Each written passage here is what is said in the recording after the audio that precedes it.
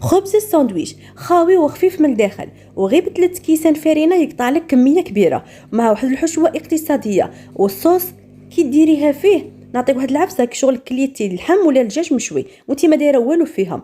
لذلك ما تراطوش الفيديو، غادي ينفعكم بزاف. لايك واشتراك في القناه وتفعيل الجرس ليصلكم كل جديد فيديوهاتي، وما تنساوش بالبارطاج. يلا الى طريقه التحضير والمقادير. بسم الله، نبداو. نجيبوا الاناء تاعنا نحطوا فيه كاس تاع ما يكون دافي، نجيبوا ملعقه صغيره تاع خميره الخبز ونزيدوا ملعقه واحده اخرى ولكن ماشي مملوءه، يعني الكميه تاعها تكون قليله على الكميه الاولى.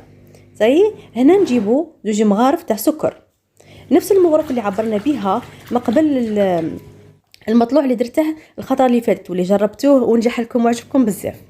هنا كما راكم تشوفوا غادي نزيد الفارينه، ضفت الكاس الاول تاع الفارينه وغادي نحرك بالفوي. تبعيني هنا خطوه بخطوه، دوك تاني كي نجح لك هذه الوصفه كيما نجح لك المطلوع. نحرك كامل هذوك المكونات مليح حتى تشوفي هذو الفقاعات خرجوا لك. نزيد الكاس الزاوج نحطه كاع بالكامل، ونزيد نصف كاس. حد الان راني دايره 2.5 كيسان. النصف الاخر دوك نخليه من بعد نضيفه، ودوك نقول لك عليه. جيبي ملعقه خشبيه او ملعقه تاع السيليكون، هذه حركي مليح المكونات، من بعد حطيها على طاوله العمل اللي راكي باغي تدلكي فيه. نحطو كامل الفرينه تاعنا، نجيبو الملح شوفي عبرت لك بنفس الملعقه اللي عبرنا بها الخميره والسكر.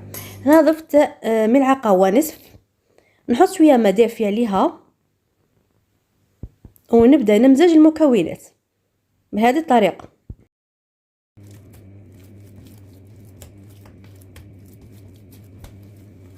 ونروح نجيب نصف كاس الاخر تاع الفرينه ونضيفه للعجينه بالتدريج مع اضافه الماء كذلك، غير بالقطرات، يعني ماشي تضيفي الماء دفعه واحده هكا باش العجينه تاعك ما تجرالكش وما تحقيش تزيدي الفرينه، وكذلك ما تيبسيهاش، يعني يكونوا نص في النص. هنا كما كتشوفي راني نضيف شويه في الماء وشويه فرينه ونبدا نلم فيها بيد واحده هكذا. هنا اش غادي ندير؟ غادي نبدا نلم فيها، نشمخ يديا ونشمخ شويه الفرينه ونبدا نلم. وغادي تتسالي تقولي علاش خليت نصف كاس الاخر حتى من بعد. هنا نعطيك ملاحظه، احيانا كي تضيفي الماء تجرالك وتضطري انك تزيدي الفرينه، لذلك هنايا تحسبا باش ما تجرالكش العجينه خلي نصف كاس يعني احتياطي، من بعد زيديه. ساي هذه هي. هنا بعد ما دلكتها دلك خفيف بيد وحده غادي نغطي عليها ونخليها مده من 30 دقيقه حتى ل 45 دقيقه، يعني ما تطوليش عليها اكثر من هكذا. بعد مرور حوالي 30 دقيقه الى يعني 35 دقيقه نجيبو ملعقه او ملعقتين تاع الزيت، نحطو شويه في يدينا وشويه في العجينه، يعني حوالي ملعقتين. نديغازي العجينه يعني نخرج منها الهواء. شوفوا الله يبارك شحال راهي رطبه. ونعطيكم واحد الاسيس واحده اخرى، يعني باش تفادي انه العجين يلصق لك في البوطاجي ومن بعد كينا تبقى تمرميده تاع تبدا تحكي وتبدا كلشي يتعمر عجين. جيبي هذه الكوبات ديها شويه زيت وبداي تلمي في هذوك العجين اللي لاصق في البوطاجي بهذه الطريقه.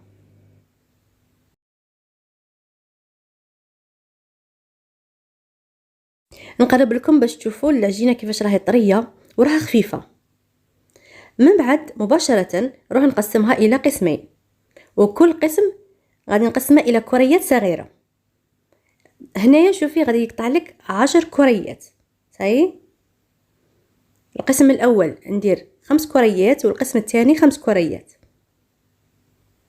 هكا باش يجيك الخبز ساندويش يعني ما كبير ما صغير، يجي متوسط في الحجم ويجي شباب. وشوفي 3 كيسان فقط تاع فرينه يقطعوا لك 10 خبزات تاع خبز الساندويش. شوفي الله يبارك العجينه كيفاش راه دايره.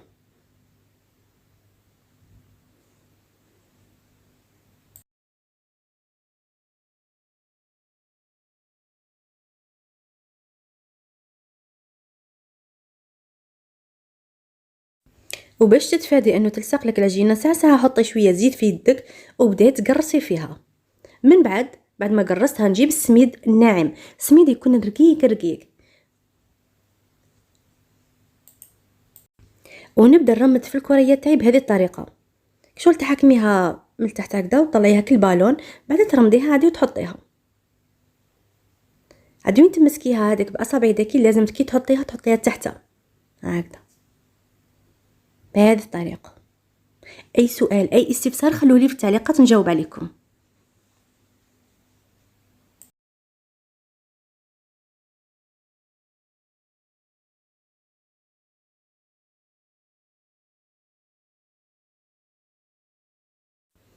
مباشرة نروح نجيب السميد نفرش شويه على طاولة العمل ونجيب الحبة تاعي. هنا غادي نعطيك ملاحظة، تقدر تخلي هذه الكريات 5 دقائق يرتاحوا شويه، عذاك شكليهم هكا باش العجينه تاعك تزيد تريح ويسهل عليك انك تحليها. 5 دقائق فقط. هنا كما كتشوفي راني نخدم في الكره تاعي بهذه الطريقه، على بالي باللي ما حكمتيش اللعب على بها عاودتها لك. شوفي هنا راني قرصتها، دوك نعاود نوريلك حبه واحده اخرى كيفاش لويتها هكذا. طوي على 2 على 4 وعاود يحكم، حاجه سهله. شكليها على الطول، جيبي الحلال تاعك او الوراق وبداي تحلي فيها. ابيها قلت لك خليها 5 دقائق باش كي تحليها تنتحلك بسرعه. هنا بديت مباشره، لكن الحبات الاخرين يعني غادي يسهلوا عليا اني نحلهم بكل سهوله. والسمك تاعها ما يكون لا رقيق لا غليظ. حطيهم على بابي كويسون، اي ورقه طهي اللي كنت حطيتها من قبل فيه المطلوع عقلته مازال راه عندي، نقدر نخدم به المره الثانيه. هنا كما كنتم تشوفوا حطيتها باش تتخمر واحد ربع ساعه كحد اقصى، وجبت الحشوه اللي غادي ندير فيها. قليت شويه بطاطا، قطعت حبه طوماطيس مع ازاله القشر، ضروري تزيلوا داك القشر. وهذه المايونيز اللي خدمتها معكم في مره سابقه غادي نخليكم الرابط تاعها في التعليقات، مثبت تخرج بزاف بنينه. وزدت لها واحد الاضافه تحسيك شغل كليتي معها المشوي. طيب ضيفي المايونيز تاعك الجبن المدخن، يعني مرسو صغير ماشي كبير، مرسو صغير غادي يطلق لك واحد الكو شغل كي دايره في هذاك الساندويش لحم ولا دجاج مشوي.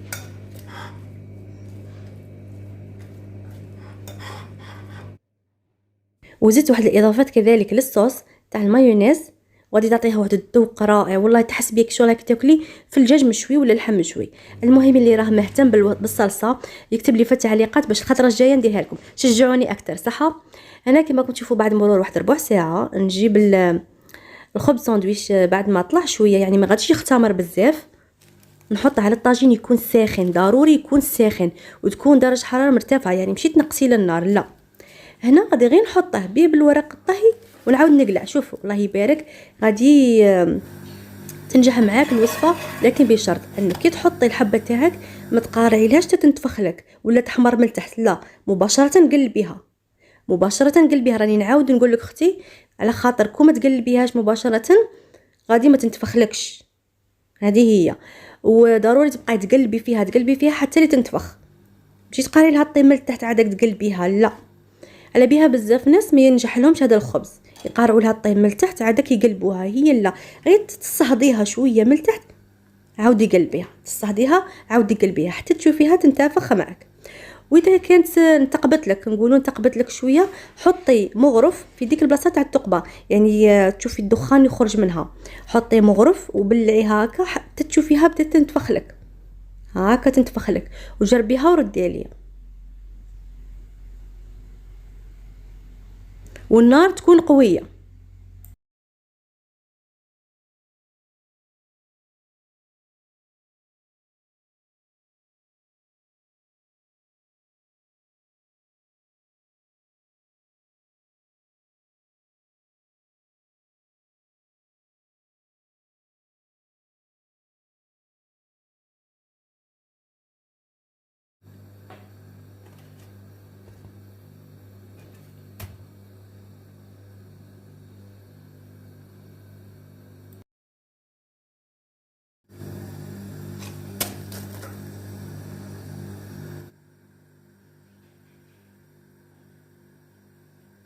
في هذه الخبزه اللي راكم تشوفوا فيها، شوفوا اللي حداها راهي طلعت وهذه ما بغاش تطلع.